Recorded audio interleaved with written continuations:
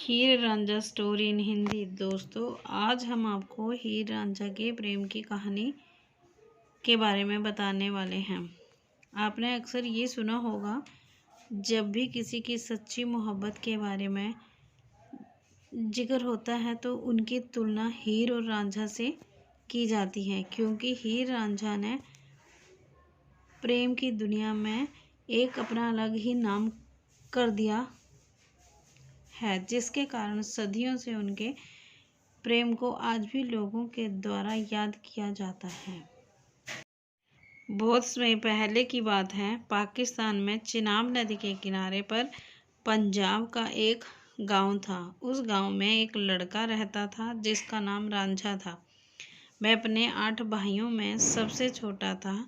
रांझा को बांसुरी बजाने बहुत पसंद था। उसकी खेत में कम ही रुचि थी, जिसके कारण वह खेती में अपने भाइयों के साथ ना जाकर बांसुरी बजाता रहता था, जिसके कारण रांझा के भाई उसको पसंद नहीं करते थे। जब तक रांझा के पिता जिंदा थे तब तक सब ठीक था, लेकिन जब रांझा के पिता की मृत्यु हो गई तो रांझा के भाई उससे झगड़ा करने लगे। इससे तंग आकर उसने अपने घर को छोड़ दिया। रांझा इसके बाद घूमता हुआ दूसरे गांव में पहुंचा। वहां पर एक काम की तलाश में घूम रहा था कि उसे हीर नामक लड़की के घर में चरवाहे का काम मिल गया। वह हीर के परिवार के पशुओं को चराता था, जिसके बदले में उसको रहना और खाना दिया जाता था। रांझा पशुओं को चराते समय बांसुरी बजाता था। हीर को रांझा की बांसुरी की धुन बहुत पसंद थी। रांझा ने भी जब हीर को देखा तो वह उसकी खूबसूरती का दीवाना हो गया। जब भी रांझा बांसुरी बजाता तो हीर उसके पास पहुंच जाती थी। धीरे धीरे हीर और रांझा को एक दूसरे से प्रेम हो गया, जिसके बाद वह अक्सर एक दूसरे से चोरी छुपे मिलने लगे और उनका प्यार परवान चढ़ने लगा। एक दिन जब हीर और रांझा चोरी छुपे मिल रहे थे तो हीर के चाचा ने उन्हें देख लिया। उसने ये बात हीर के माता पिता को बता दी। हीर के पिता ने रांझा को काम से निकाल दिया और हीर की शादी एक दूसरी जाति के लड़के से तय कर दी।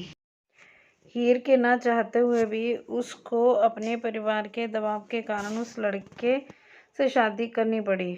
जब रांझा को हीर की शादी के बारे में पता लगा तो वह हीर के गम में साधु बनकर पूरे पंजाब में घूमने लगा और भिक्षा मांगकर अपना गुजारा करने लगा। एक दिन रांझा घूमता घूमता हीर के घर पहुंचा, जहां पर उसकी मुलाकात हीर से हुई। रांझा जब रोज भिक्षा मांगने के बहाने हीर के घर पहुंच जाता था। एक दिन हीर पर उसकी भाभी को शक हो गया। उसने हीर को टोका, जिसके बाद रांझा ने वहां आना बंद कर दिया, लेकिन वह अपना डेरा उसी गांव के बाहर डालकर रहने लगा। लोग रांझा को बाबा समझकर पूजने लगे। रांझा से जुदाई के कारण इधर हीर की तबीयत बिगड़ने लगी। उसका इलाज कराया गया, लेकिन उससे कोई फर्क नहीं पड़ा, जिसके बाद हीर के इलाज के लिए बाबा को बुलाया गया, जो रांझा ही था। रांझा के आने से और केवल हीर के सर पर हाथ फेरने से ही हीर धीरे धीरे ठीक होने लगी, लेकिन हीर के ससुराल वालों को पता लग गया कि रांझा कोई बाबा नहीं, हीर का पुराना प्रेमी है। इसके बाद रांझा को पीटकर गांव से बाहर निकाल दिया गया और राजा के सैनिकों के हवाले कर दिया गया।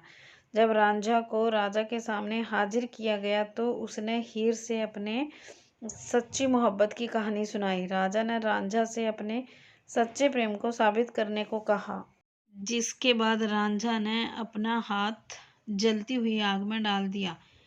इससे राजा को हीर के सच्चे प्रेम का अंदाजा लग गया। राजा ने हीर और रांझा की शादी कराने का हुक्म सुनाया। हीर के ससुराल वालों को भी राजा की बात माननी पड़ी, लेकिन ये बात हीर के चाचा को हजम नहीं हुई। हीर के चाचा ने जिस दिन हीर और रांझा की शादी थी उस दिन हीर के खाने में जहर मिला दिया, जिससे हीर की मौत हो गई। जब रांझा को ये बात पता लगी तो वह बहुत दुखी हुआ। उसने सोचा, जब हीर ही जिंदा नहीं बची तो मैं जिंदा रहकर क्या करूँगा।